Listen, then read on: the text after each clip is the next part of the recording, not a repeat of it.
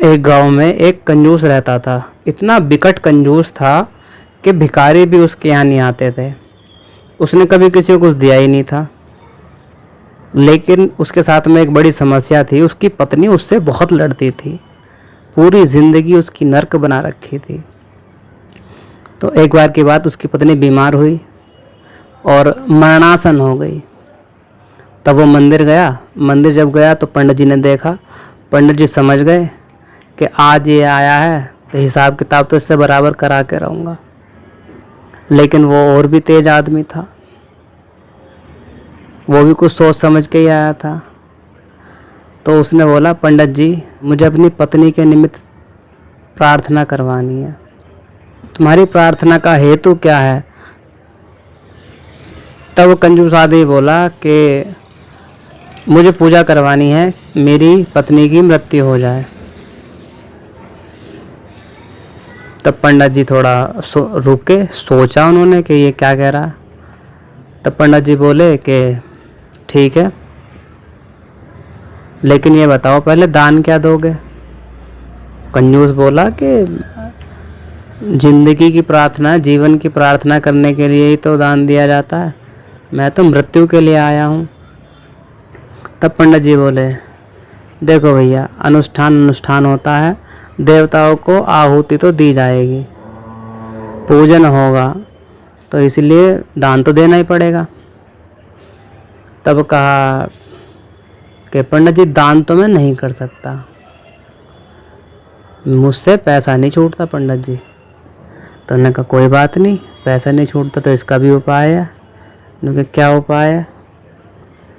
उन्होंने कहा फिर हम चाहते नहीं कि तुम्हारा कुछ भी ऐसी हानि हो, क्योंकि तुम आप अपनी पत्नी के प्रति लाए ही ऐसी कामना हो कि ये तो पूरी ना हो पाएगी।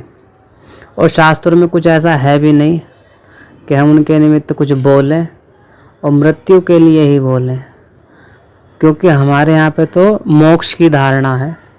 और श्रीमद् भागवत जी, श्रीमद् रामायण जी, जो भी पाठ रहेगा वो तो सब मंगल के लिए होता है। ऐसा तो है नहीं कि हम अनिष्ट कर दें।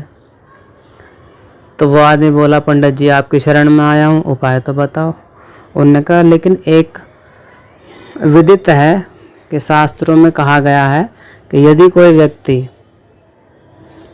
कोई संकल्प करे और उसे पूरा ना करे, तब उसकी पत्नी की मृत्यु हो जाती है। तो तुम्हारे लिए तो अच्छा है, कोई भी संकल्प बोल दो और उसे पूरा मत करना। घोषणा करवा दो कि मैं दान दूंगा मंदिर के निमित्त, और फिर उसको मत देना, तुम्हारी पत्नी की मृत्यु हो जाएगी। तब वो आदमी बोला, ठीक है पंडित जी। तो पंडित जी बोले कि ठीक है, तुम बोलो कि 1 रुपया हम मंदिर में दान देंगे और सबको बताओ, और फिर मत देना। इसके प्रभाव से ये होगा, तुम्हारी पत्नी की मृत्यु हो जाएगी। वो आदमी मान गया कि ये तो बहुत अच्छी बात है, कुछ भी लगेगा नहीं, काम भी बन जाएगा, है ना। इससे कहावत याद आती है कि सांप भी मर जाएगा, लाठी भी नहीं टूटेगी। उसने ऐसे ही करा।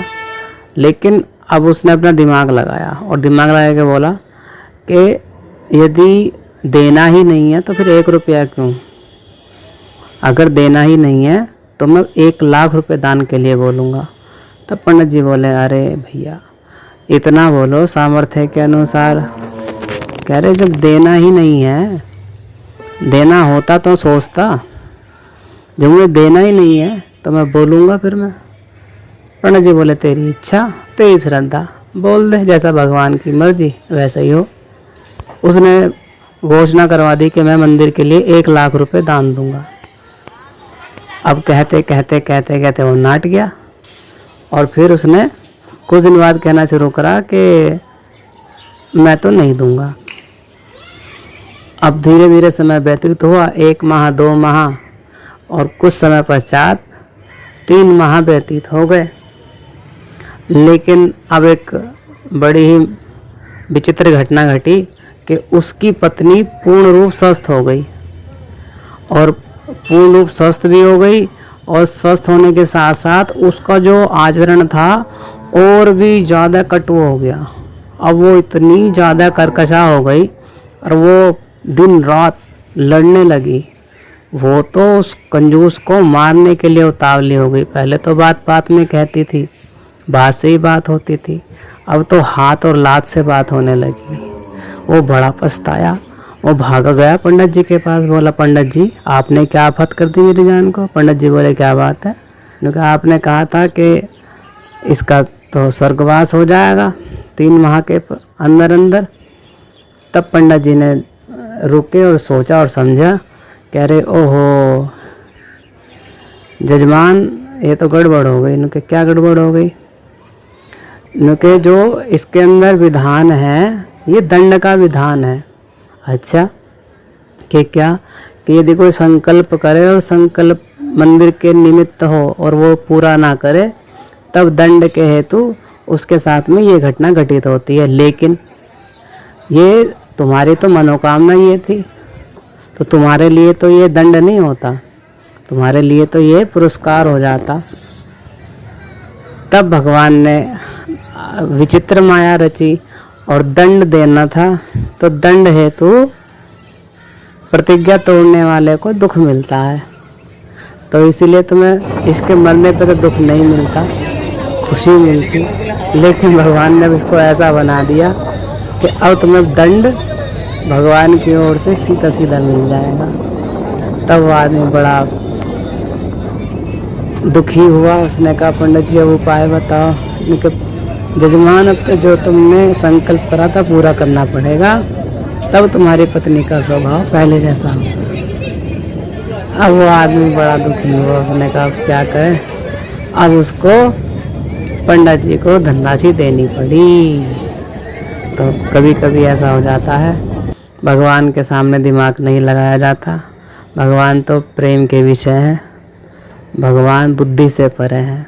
तो भगवान के पास जाने वाले, भगवान के मार्ग पे चलने वाले बुद्धि को पीछे छोड़ के आए।